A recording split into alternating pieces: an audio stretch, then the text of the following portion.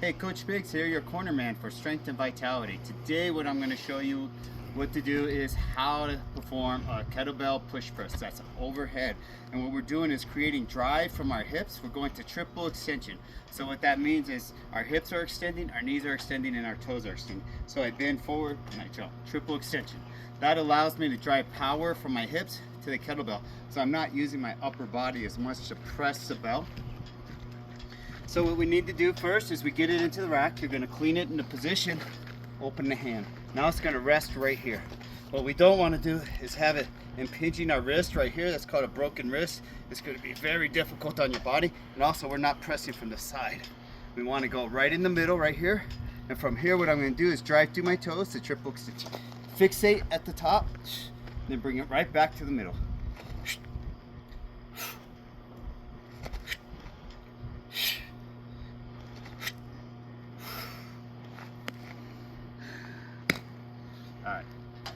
Alright, Coach Biggs here, your corner man for strength and vitality. What I'm going to teach you how to do, what to do is to use, alright, cut. Coach Biggs here, your corner man for strength and vitality. Today what I want to show you is a kettlebell competition lift. It's a clean to a push press. And what we're going to do is in competition style, generally you'll do it for 5 or 10 minutes and you count your reps at the end.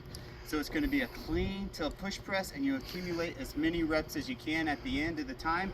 Then you would add up at the weight times whatever bell that you're lifting. So I have a 16 kilo bell, I have 100 reps, that's 1600 kilos, and that would give you a volume. So what we're going to do, you're going to grip that bell. I like to rotate my thumb back. That gets more penetration into the hip. That allows you to create more power transfer. Keep that elbow tight. Everything is right here. So you're not extending out, increasing that arc. That's going to make it very painful as it's coming up here. It's going to come around, boom, smash your arm. And that creates pain. Also, if you're holding tight, it's going to rub a hole in your hand.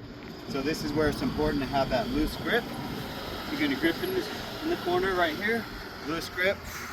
From here in the rack, really loose, press, fixate, bring it back down. Bringing the chest down to like 45 to 90 degree angles. You want that free hand to go in sync with your hips. Everything is loose. And then ideally in this movement, what you want to do is to not stop. So when your right arm gets tired, you're just going to switch in the back switch. Swing, I'm going to switch my hands.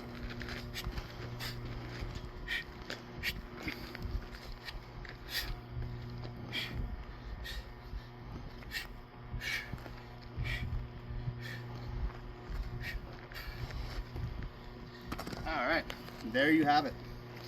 Kettlebell, long cycle, clean and press. All right. One. Hey, Coach.